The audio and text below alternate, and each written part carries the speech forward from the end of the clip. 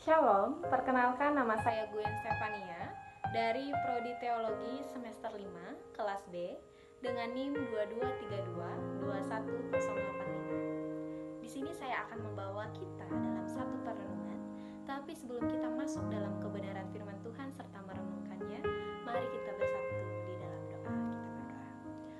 Allah Bapa yang bertata dalam kerajaan sorga, kami ucap syukur serta berterima kasih karena kasih-Mu tidak pernah berkesudahan di dalam kehidupan kami.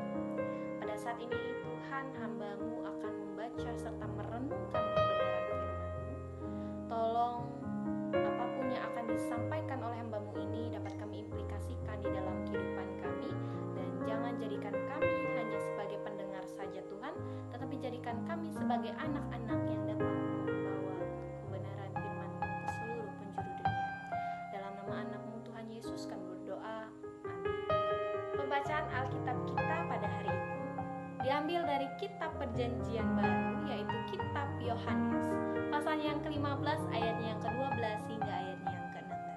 Yang akan saya baca demikian dengan perikop perintah supaya saling mengasihi. Inilah perintahku, yaitu supaya kamu saling mengasihi seperti aku telah mengasihi kamu. Tidak ada kasih yang lebih besar daripada kasih seorang yang memberikan nyawanya untuk sahabat-sahabatnya.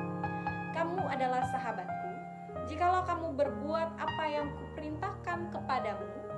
Aku tidak menyebut kamu lagi hamba, sebab hamba tidak tahu apa yang diperbuat oleh tuannya, tetapi aku menyebut kamu sahabat, karena aku telah memberitahukan kepada kamu segala sesuatu yang telah kudengar dari Bapa-Ku. Bukan kamu yang memilih aku, tetapi akulah yang memilih kamu, dan aku telah menetapkan kamu supaya kamu pergi dan menghasilkan buah, dan buahmu itu tetap, supaya apa yang kamu minta kepada Bapa dalam namaku diberikannya kepadamu. Amin. Untuk pembacaan firman Tuhan. Shalom saudara-saudari yang diberkati oleh Tuhan Yesus Kristus. Pada saat ini saya mengangkat judul khotbah saya dengan judul Kasih yang Mengubah Dunia. Saudara-saudara yang diberkati dan yang dikasihi oleh Tuhan Yesus Kristus, pastinya kita sering mendengar pentingnya kasih. Namun apakah kita pernah menyadari dan kita pernah menerapkan kasih yang telah Tuhan Yesus ajarkan itu di dalam kehidupan pribadi, lepas pribadi kita? Dalam kitab Yohanes pasal yang ke-15 ayatnya yang ke-12 hingga ayat yang ke-16 ini, Yesus Kristus mengajarkan kasih yang sejati, di mana kasih yang sejati ini adalah kasih yang bukan hanya sekedar sebuah perasaan, tetapi kasih yang bersifat nyata dalam tindakannya. Jadi, apakah kita pernah mengasihi orang lain, dan bagaimanakah kasih tercermin di dalam kehidupan kita? Ada 4 poin yang saya tekankan bagaimana cara kita mengasihi sesama kita seperti Yesus Kristus mengasihi kita. Poin yang pertama adalah perintah untuk mengasihi. Pada ayat yang ke-12 ini, Yesus memberi kita perintah yang jelas, yang mana dikatakan bahwa inilah perintahku, yaitu supaya kamu saling mengasihi seperti aku telah mengasihi kamu. Yang mana artinya kasih yang Yesus ajarkan bukanlah kasih yang bersifat egois atau terbatas, tetapi kasih yang tanpa syarat dan penuh pengorbanan.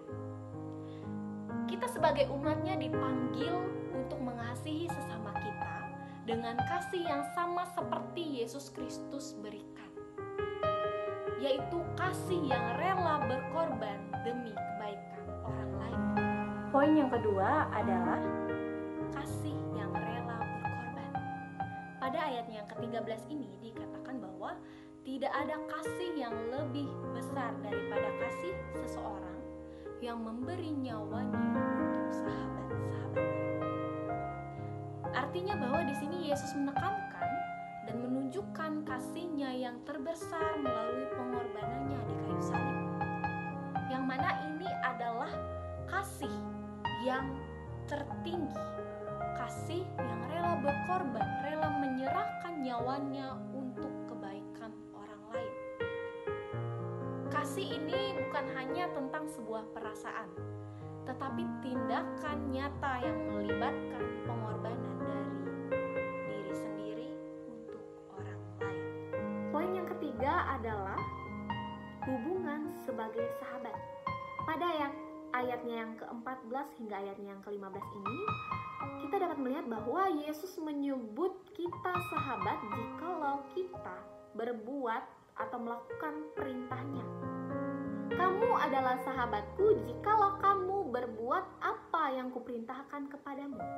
Artinya di sini bahwa hubungan kita dengan Yesus bukan lagi sekedar seorang hamba, tetapi sebagai seorang sahabat.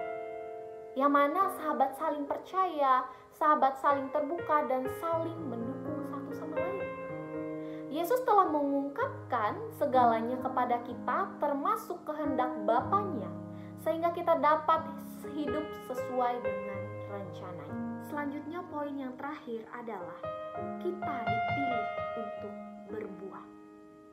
Pada ayat yang ke-16 dikatakan bahwa bukan kamu yang memilih aku, tetapi akulah yang memilih kamu dan aku telah menetapkan kamu supaya kamu pergi dan menghasilkan buah dan buahmu itu tetap, supaya apa yang kamu minta kepada Bapa dalam namaku diberikannya kepadamu.